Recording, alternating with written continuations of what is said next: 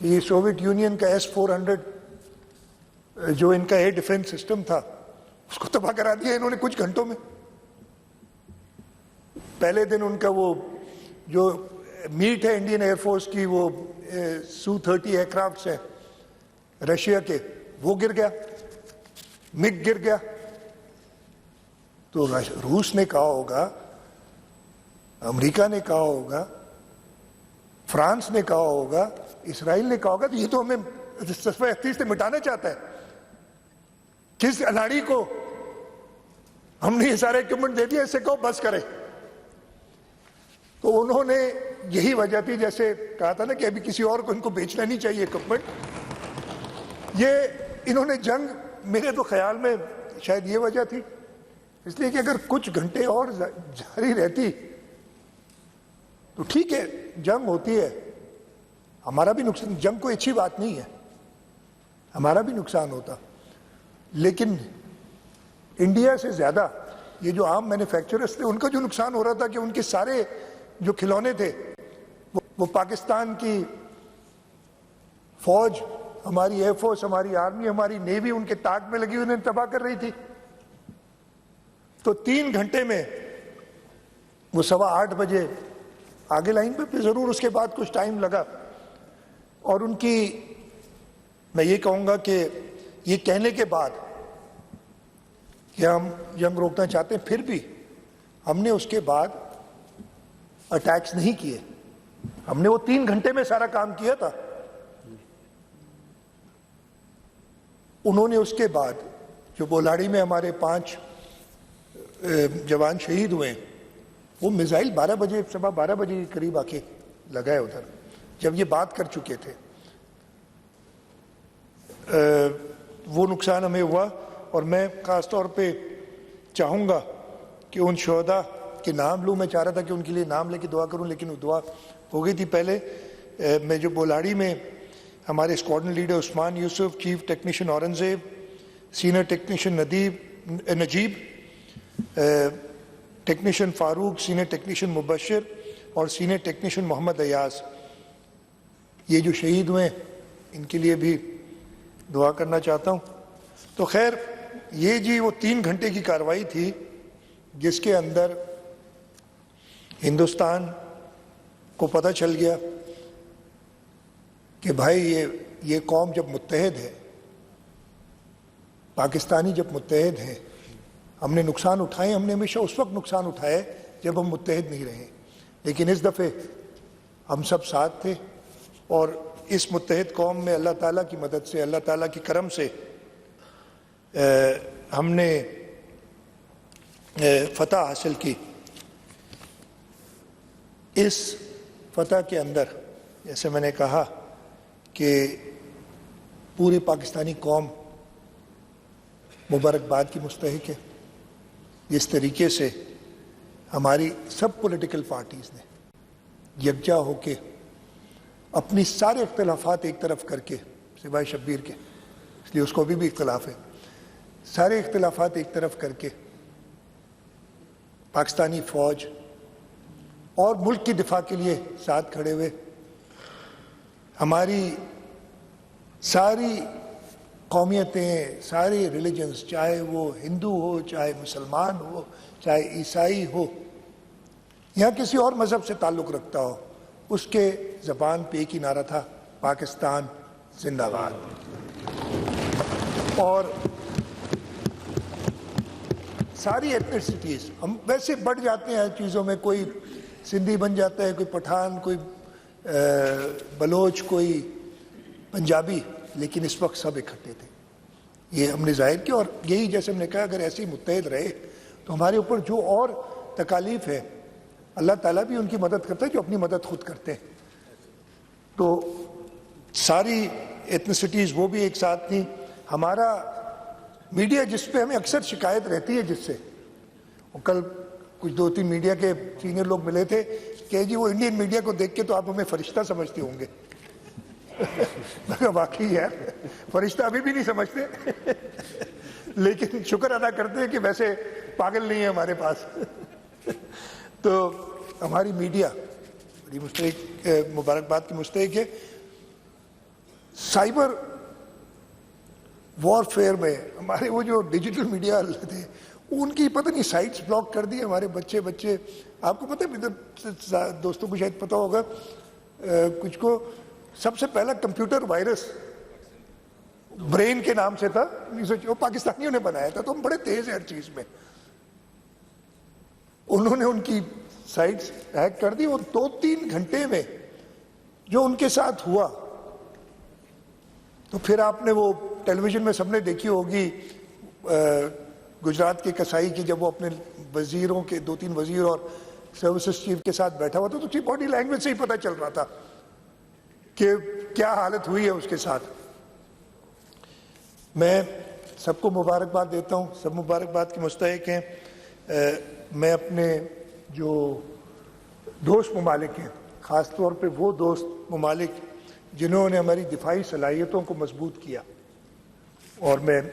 چین کا خاص طور پہ ذکر کروں گا کہ چین کی جو مدد رہی ہے ہمیں, اس کے علاوہ ترکیہ, سعودی عربیہ, یونائٹڈ عرب ایمریٹس, سارے ملکوں نے ساتھ دیا. اور پھر آج کل تو امریکہ بھی ہماری گن گا رہے ہیں پتہ نہیں کب تک لیکن گا رہا ہے.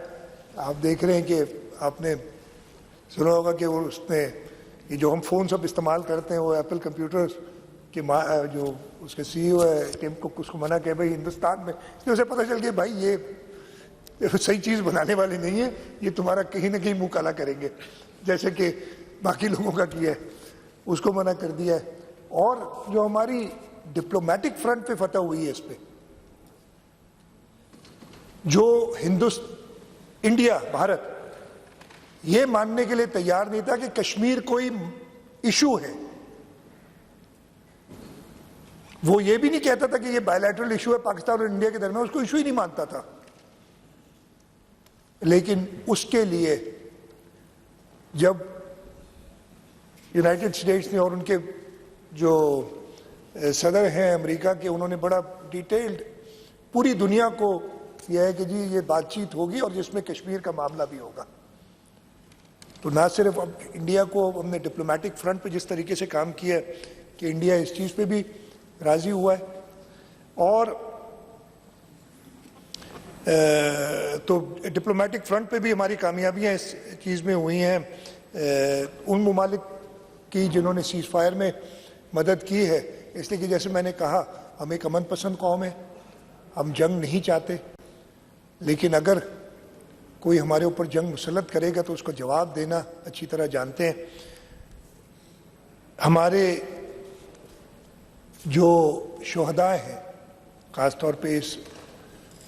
جنگ کے اور اس سے پہلے, جن کے قربانیوں کی وجہ سے ہمارا ملک قائم و دائم ہے, اور اس کے ساتھ ساتھ ہمیں یہ بھی یاد کرنا چاہیے کہ ہمارے ملک کو کس نے یہ ناقابل تسخیر ہوتا ہے, یہ ہوتا نا ناقابل تسخیر بنایا,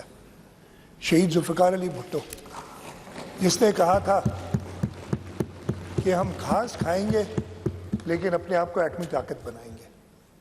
جیسے آپ نے کہا فاروق نے, ڈاکٹر عبد القدیر خان, اور مجھے یہ جب وہ سخت بیمار تھے